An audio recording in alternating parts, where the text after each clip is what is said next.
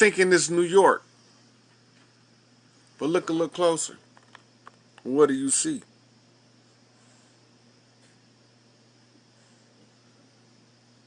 There's so much stuff here, I can't go through all of the details because it'll be forever doing this. And the beavers, because they had beavers on the crest. Now, let's go back and well, let's go through this paragraph first. Okay, and flour barrels, because they had flour barrels on the crest, signify the city's earliest trade goods. See history of New York City. The flour barrels and windmills represents the tremendous wealth generated by the New York City from the Bolting Act in 1674. Right? I thought that America was started in 1776. What this got to do with anything?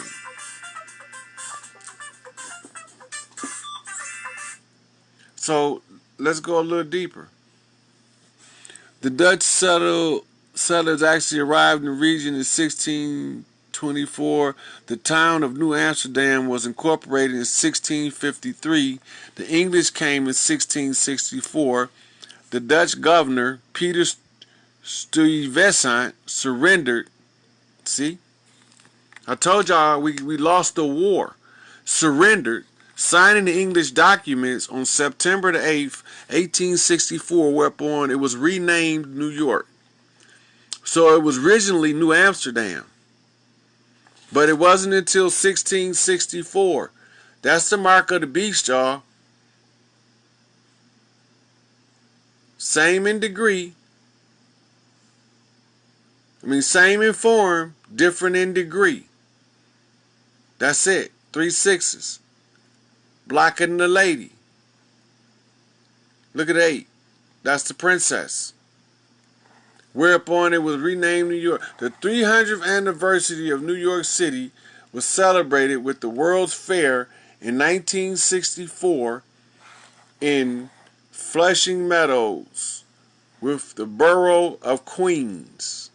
Within the borough of Queens.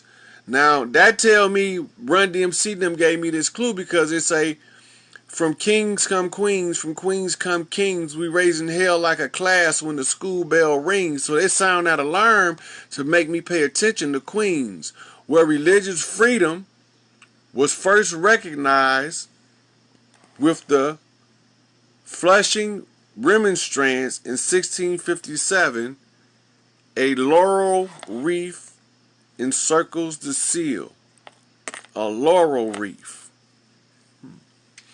Now, let's look that name up.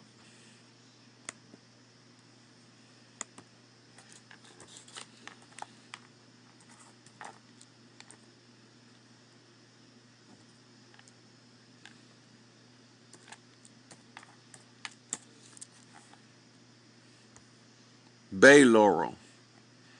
So let's go to Wikipedia. Let's get off into this. Now, remember in the eagle hen on the back of the dollar bill, it had what they told us was olive branches. But if you look a little bit closer, it looked like a couple of these.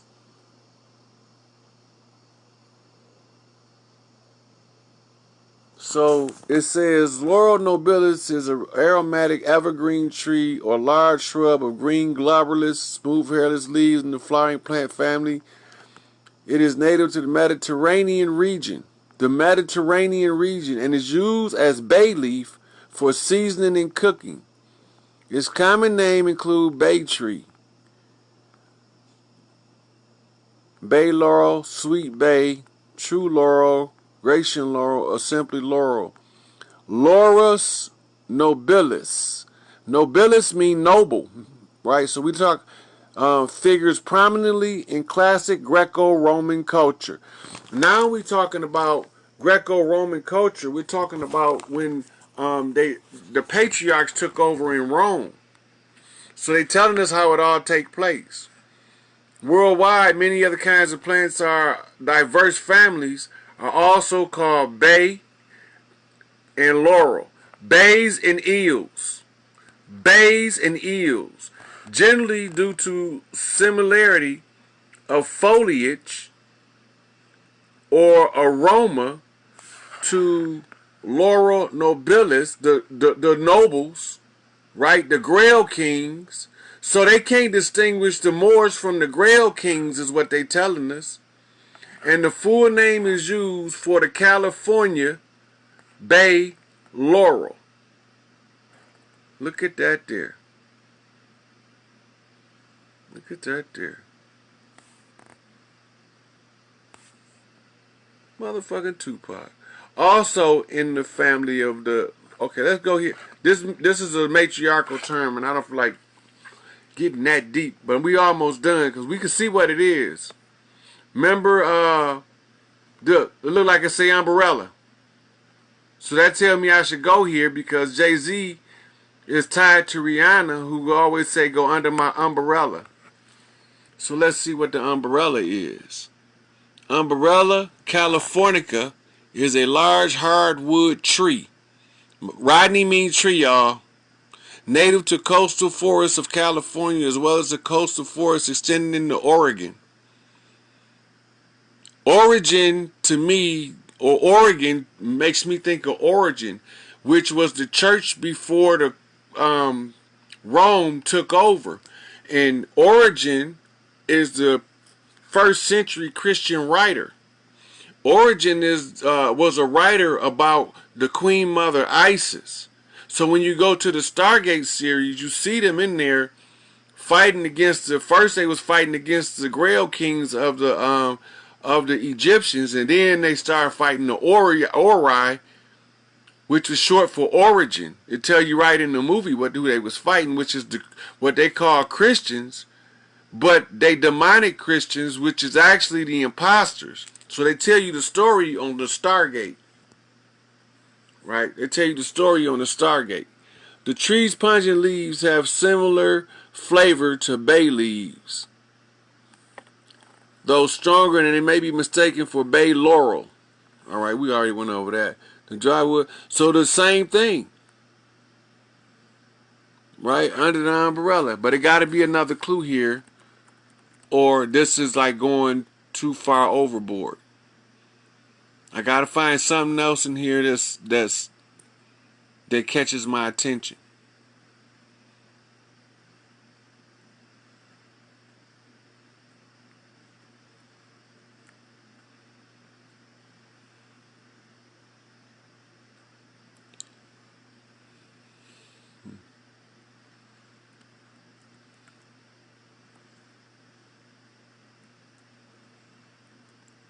Alright, I see the word Native American, so now they got my attention.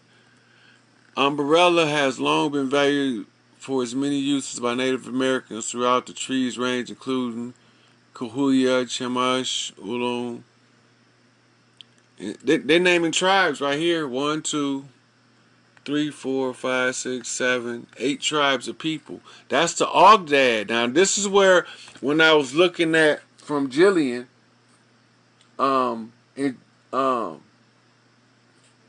it's these 1, 2, 3, 4, 5, 6.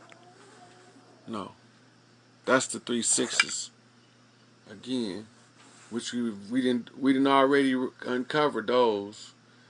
Both sets of 3 6s. It was something that it was tying back to Jillian again in there. But anyway, when we get down here,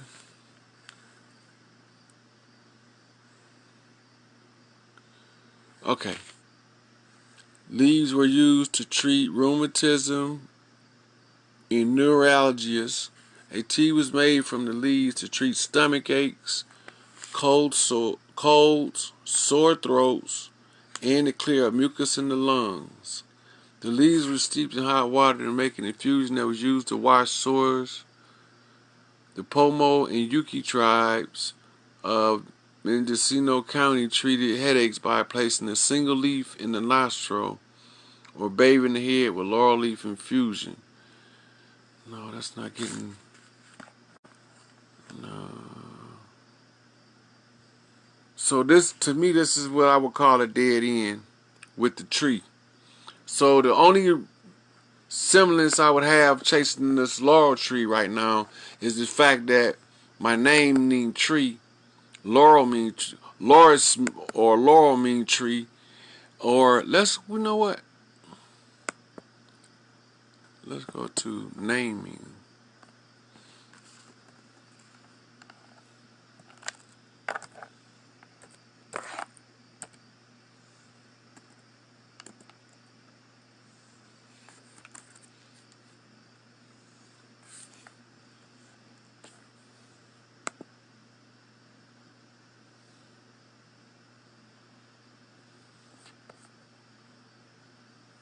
Tell me to look under the umbrella.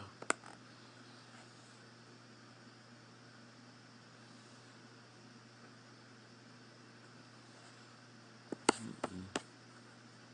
not telling me the meaning of the name.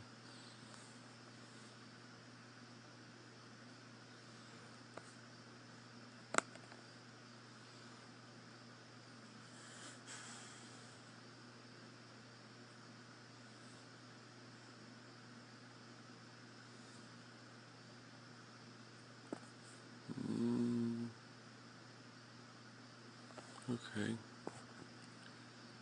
Laurel nobilis. So whoever Laurel is, she noble. The Bay Laurel, Latin Europe. Ah, there we go. The Latin Europe connection is the conquistadors, which was those Spanish-speaking Moors that were the mulattoes.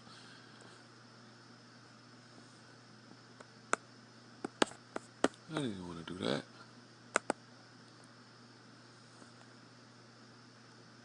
Okay. Now, what do we got? Did we make it all over? What's missing? Okay. Jillian produced the eye. Obadiah gave me the scarab. We found these in the seal for New York, which led us to uncover the 3 6s and the other 3 6s on the other page. Right? Because those are 3 6s too around there. So from here, there's nothing left to uncover. Nothing left to uncover. Y'all know the whole story now. You know, y'all know the law that tricked us into that got us trapped into the cycle in order for them to be able to trick us into the slave, what they called us, the POW camps, to put us in this oppressive condition and keep us in the apathetic state. It's the spell of Kingu. It's the spell of sleep. It's used to the blood rights and the pain rights. The molestation of the children, the raping of the women are all sorcery, ritualistic magic that they do to oppress people and to hold them down and subjugate them. Right? So, we can wrap this up here. I didn't brought y'all the whole kingdom. What you want to do with it? Somebody else turn now. That's my 3 knocks. That's all I gotta say about that. And as the stock fall on the New York Stock Exchange for GM, is what y'all not knowing. Go check the Bitcoin holdings of General Motors and watch how they're rising. That's what you're not getting. It's a alchemical transfer. The worker gonna love this shit when it's all said and done. Because the way that it's set up is the Bitcoins are backed by gold that counts itself every few seconds, and you can't hack it because it counts the actual physical gold as opposed to the credits put into the slot machine by these imposters that they call money. So, contrary to popular opinion, and it look like the workers is suffering, and they are. They suffering. That's true. But they've been getting fucked so long, they got to go through a little bit in order to gain a lot. So, Detroit News, Channel 7 is the place where I'm supposed to tell UAW members individually. All you need is about 3 public notices from 3 different areas. A cease and desist for the international UAW because all members are currently being investigated for corruption. It gives us no room or place to guarantee us a contract because there's no corporate legal team that's going to allow their client to sign on to a contract that's already dirty. It's dirty already. They can't do it. If all parties must come together, come to the table in good faith, then it can't sign this contract. The international is not coming to the table in good faith. They turned their back on the UAW, the common man, the hard-working, everyday common man. The international UAW got a little cartel of rats in there. Greedy, blood-sucking rats. I can't get them out until the people look at what's taking place in real time. Understand why they're getting fucked. Once it comes to their attention, oh, this is why we're getting fucked out of a contract, because these wicked motherfuckers are the imposters. These the traitors. Flip the traitor, draft the champion. Flip the traitor, draft the champion. It's just that simple. I got a price. $1.10 for GM workers, and I flip that shit over. $1.10 for Chrysler workers. I'll flip that shit over. $1.10 for Ford workers. I'll flip that shit over. I ain't done though, because we need to figure out a way where some of these single working mothers can have somebody have their back out of their local. It should be set up. So I work with a lady, beautiful lady, got 2 children and an asshole daddy for them. And they tell us we're not working overtime. Her baby about to come home from school on the bus. Nobody's going to be there over an hour. What a dream for a goddamn predator, ain't it? He got an hour head start if he get her as soon as she get off the bus before anybody realize the girl gone. Because she can't get anybody there in time to get her daughter. We can't do that. So on behalf of the single mothers, Ford, GM, and Chrysler, bring a penny. One single mother from all of them, bring 1 penny. So what you'll realize I have is $3.33. And this shit to be cleaned up. I will flip the imposter, drag their ass out in the open, and clean up the workers' situation. I done flipped imposters all over the place. I got all my receipts. I took my left bumps and I took my right bumps. I bumped straight every fucking time. It's proven beyond a reasonable doubt with preponderance of evidence as the weighing mechanism that I know what I'm talking about. The GM for Chrysler's situation is what you call a gateway. If you have a job, you want them to win. You want the worker to win. I don't care if you work at McDonald's, if you're a school teacher in Chicago, if you're a bus driver in New York, if you're a taxi driver in Miami. I don't care if you shovel shit in Mississippi on the backwoods of a farm.